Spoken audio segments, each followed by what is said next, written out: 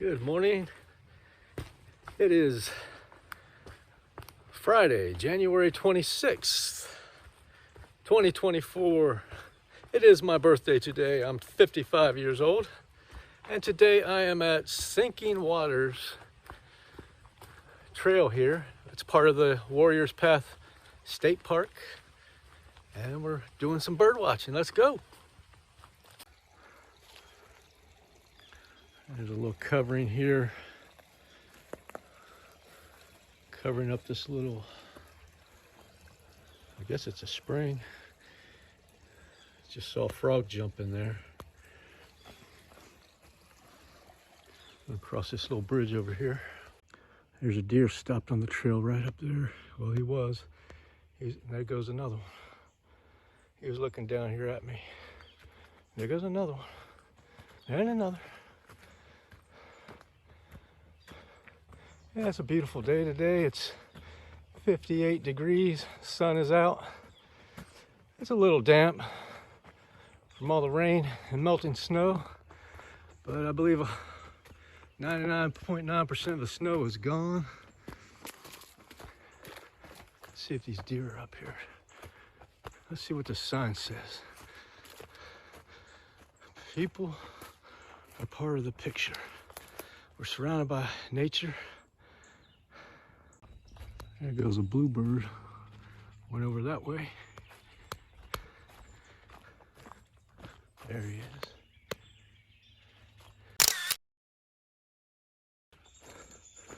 is. As the famous Yogi Berra once said, when you come to a fork in the road, take it. We're gonna go to the left.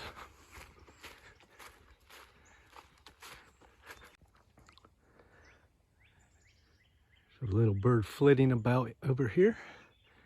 I believe it was looked like it could have been a golden crown kinglet. Little tiny bird. I don't see him now. Got a picture of him. That's a big old tree right there. Big and old. Looks like a sycamore. Creek's running down there. Keep on heading down this way. Let's see what this sign here says. A change of plans. The Kaufman family settled at Lower Sinking Waters back in the late 1860s. They tried to farm, but the wetland had its own ideas. Frequent floods swept away their cornfield and peach orchard. Let's check out this knoll, see if we can see any signs of the old blacksmith shop. There's a tree's got some, looks like a deer's been rubbing his antlers on there, I guess.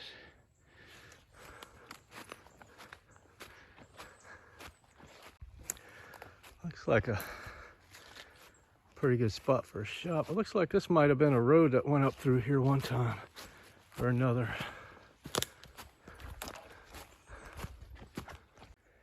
That's probably the marshland down there where they tried to grow their corn. It got flooded out from the creek over there, I guess. I don't see any other signs of any ruins or any remnants of any old buildings or anything. I looked up on that knoll, I looked down here. I don't know if I'm looking in the right spot or if there's just nothing left. So right beside the sign here, there is a pit here. Looks like it's the remnants of something. Old piece of metal down there.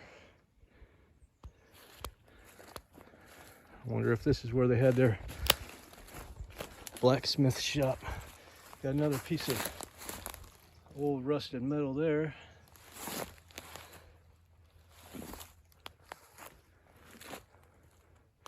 Old cinder block, rocks.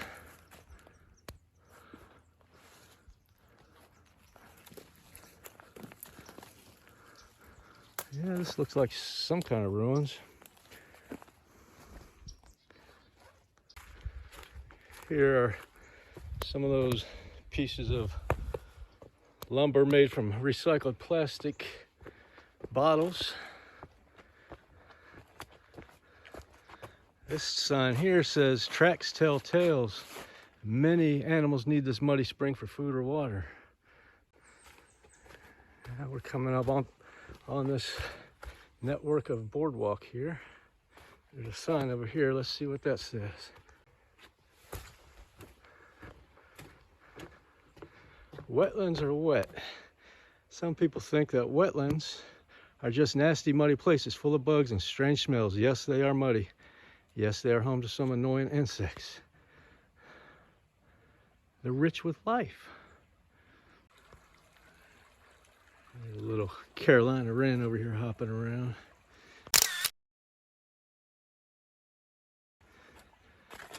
Important notice. Trails are much steeper, far more strenuous. Okay, just be aware it's not for everybody.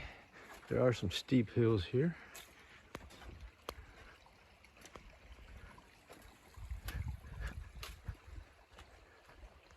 So right up here is where we find out why they call it sinking waters, right here.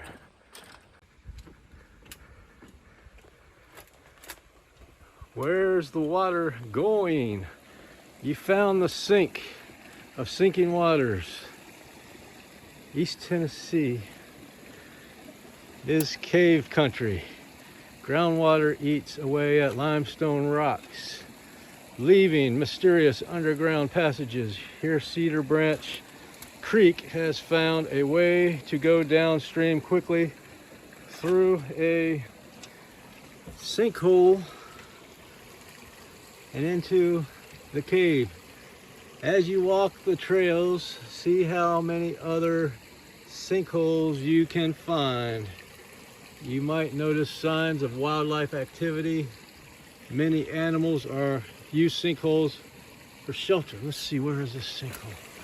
Ah, there it is. So all this water here, it's flowing right into that hole there, an underground cave.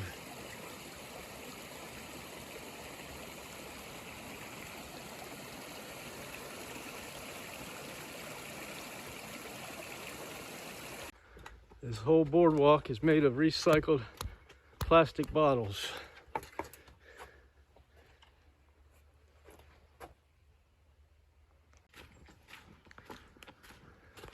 You can take the boardwalk around that way.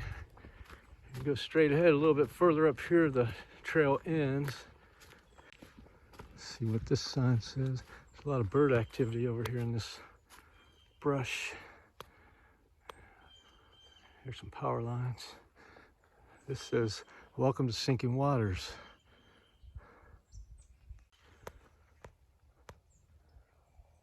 Bunch of birds in here.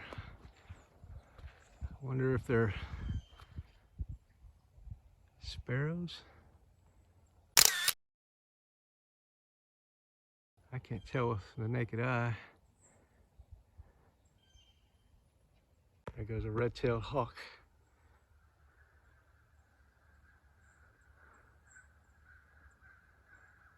But these bushes are full of little birds. I think they're sparrows. There's a couple little chickadees over here. There's one right there.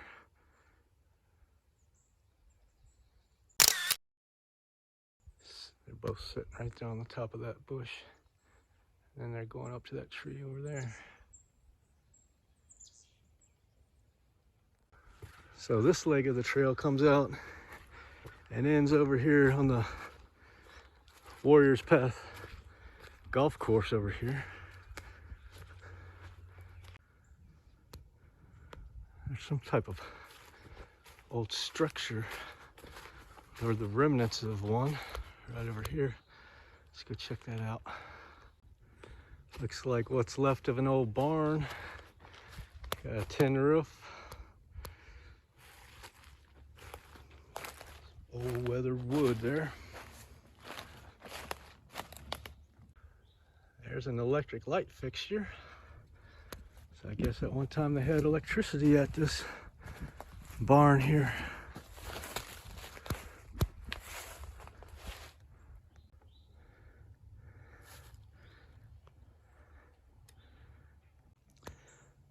There's another golden crowned kinglet over here.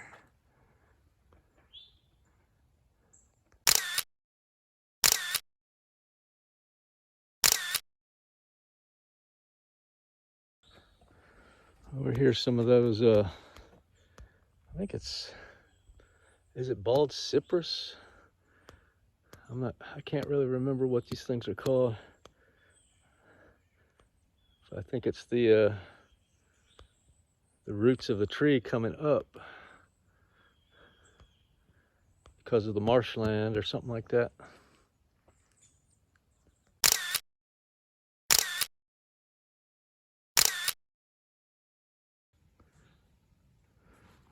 Over here is another sinkhole.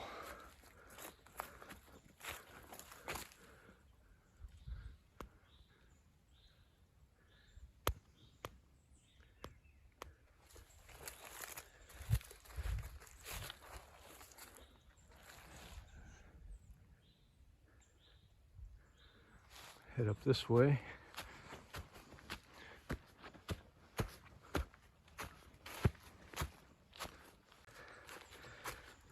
So this is like a boardwalk loop, and this trail comes back to the boardwalk where we came in right there. Over there's the main sinking waters.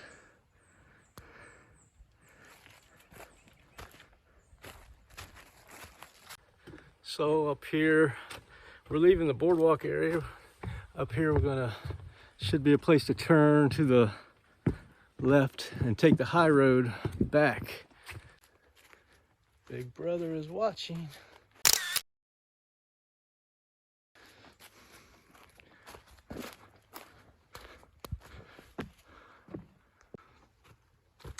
So here we're going to turn off to the left here and take the high road back so we don't cover the same ground, make one big loop.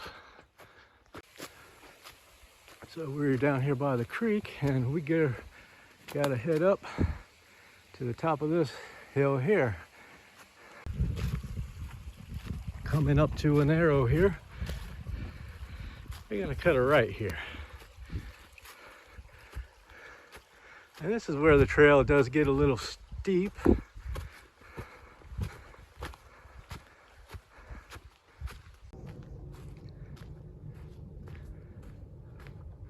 So this loop is coming back down to the main trail we came in on. And then there's another section that loops up to the high road again. So we'll go on that loop also. So we're coming back out here to the main trail we came in on. We'll head up this way, and there's another offshoot to the left that loops around up onto the ridge. And here's the fork in the road. We'll go up this way now. Head up to the ridge up there. Coming up to another steep part of the trail, those steps right there. Go up the hill.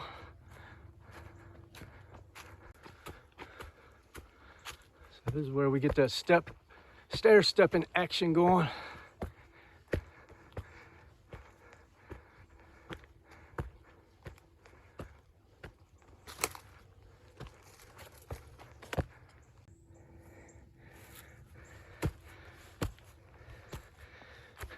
And we made it. And we still got to walk uphill quite a ways to the top of that ridge. There's a little sparrow right there just watching me and laughing.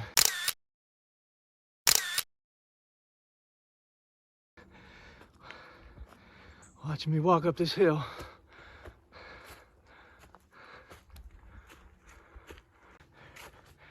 They do keep the trails well cleared up here. They got A lot of trees that have tried to block the trail, but they always get them cut out of the way there.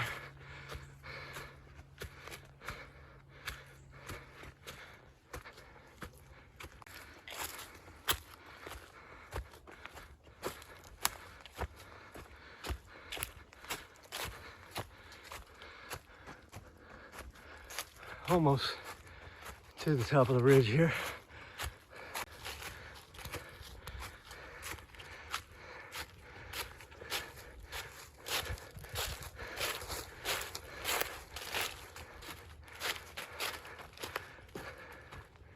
So we're here at the top of the ridge. It's all downhill from here. Coming up to a sign here. What does it say? Home sweet habitat. Habitat means home. Just as our homes give us what we need, wildlife habitats are places that give wildlife what they need.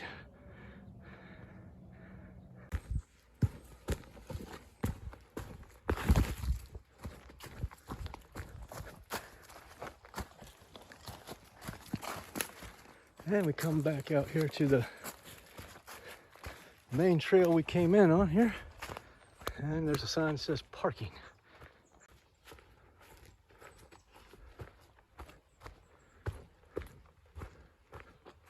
So that's going to do it for this one. Thanks for hiking along with me. Hope you have a great day. I'll check you later. Roger, over and out. Orderly people conserve both their time and energy.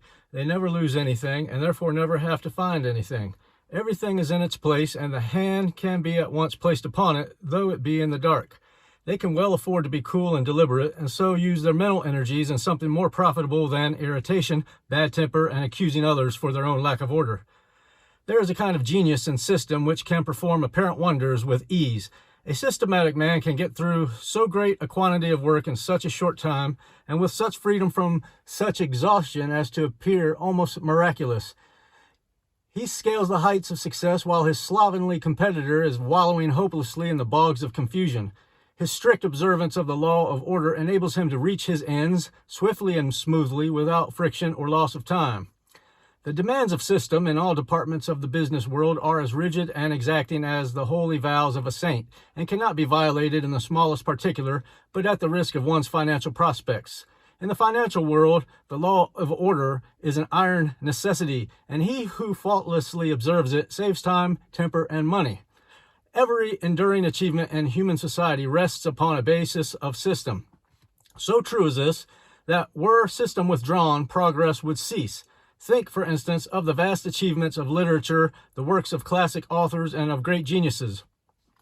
The great poems, the innumerable prose works, the monumental histories, the soul-stirring orations. Think also the social intercourse of human society, of its religions, its legal statutes, and its vast fund of book knowledge. Think of all these wonderful resources and achievements of language, and then reflect that they all depend for their origin, growth, and continuance on the systematic arrangements of 26 letters, an arrangement having inexhaustible and illimitable results by the fact of its rigid limitation within certain fixed rules.